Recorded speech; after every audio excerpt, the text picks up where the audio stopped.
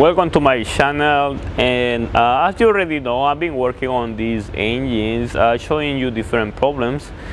Two different engines, one mistake, one problem.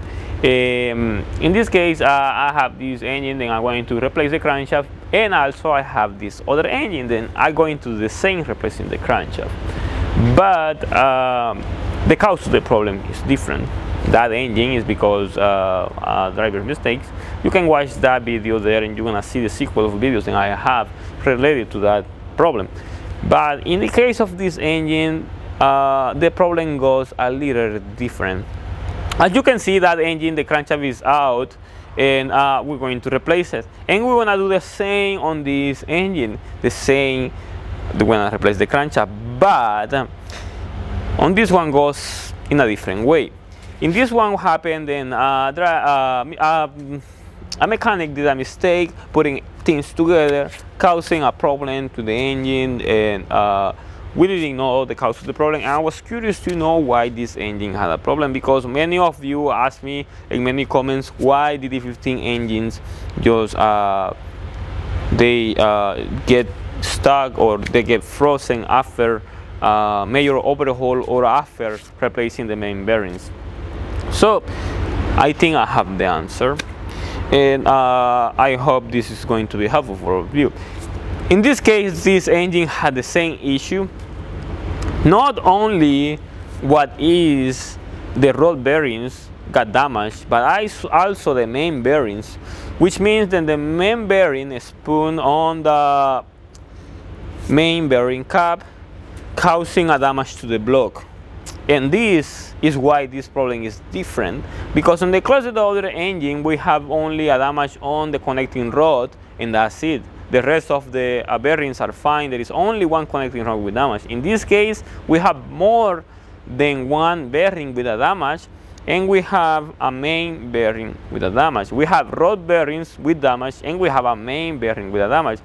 So all the caps except for two, the 3rd and the 7th, are removed. We can see all the main bearing caps, and still the engine doesn't rotate because of the rod bearings that are stuck.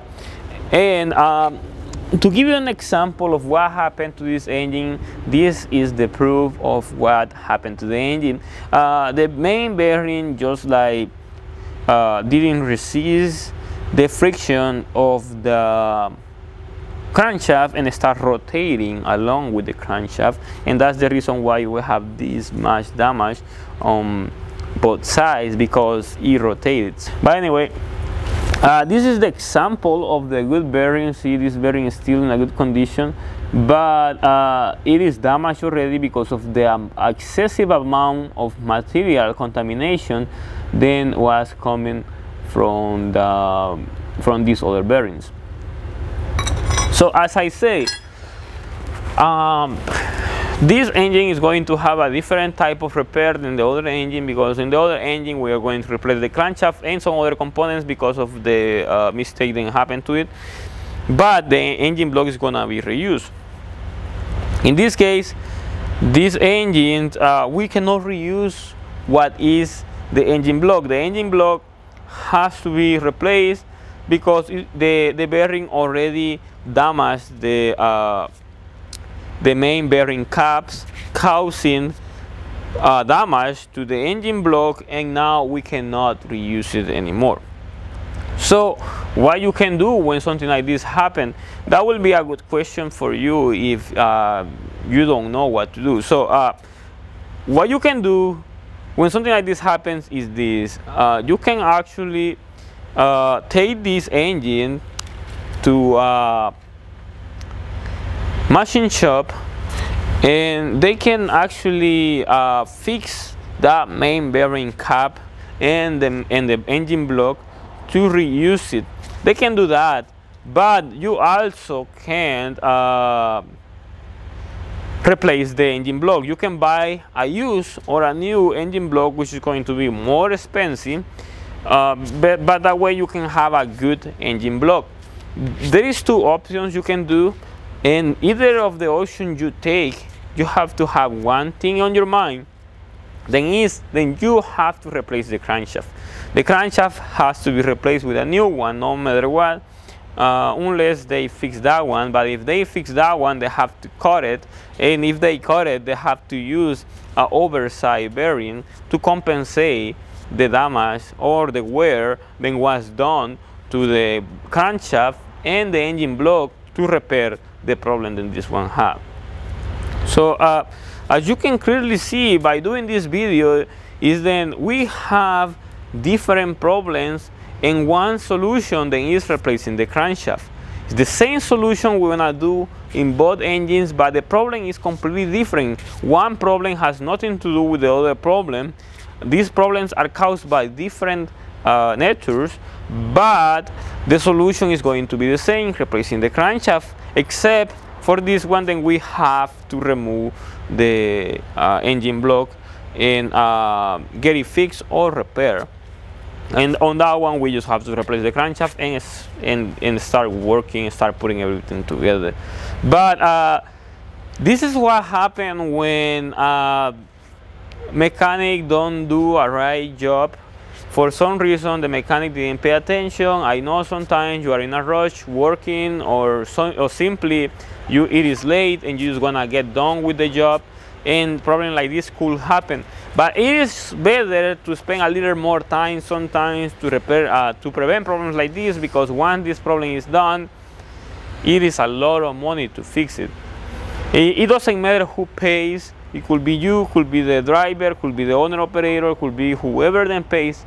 That person then pays is going to pay a lot of money to repair a problem like this. In this case, this truck came from another shop, but obviously the owner of the truck is going to pay for this much money on repairs. Sadly, that is how it's going to be, but it is a expense that he didn't have on his mind when he repaired the engine. Anyway, I guess this is all I'm going to be talking about right now. I'm planning to do a different video on this engine. As soon as I remove the crankshaft, I'm going to remove the crankshaft and all the components to see what is the total damage on the engine block. And then I'm going to do another video showing you what was the full damage on this engine. That way we can understand what are the consequences of doing a bad job. And that way you can prevent it too, if you are going to do it too. So please don't do things like this, because it's going to be super expensive. But anyway, this is all I'm going to be talking about on this video. You have any questions about this video, just go to the comment section below, and there you can have all the questions. You can leave them, you can have recommendations, you can add anything to the video. That way you can make the video more informative than what it is at this moment. And you want to contact me directly, go to Instagram, look for me, Francisco Maya YouTube. There you can ask me anything. Just be patient at the moment to answer your questions. I have some other questions to answer as well. You want to send support to the channel, check the video description. I have details how to send support to the channel. That way we can create content like this for all of you that are learning how to repair your trucks yourself. As always, subscribe to the channel, like the video, share it, and thank you for watching.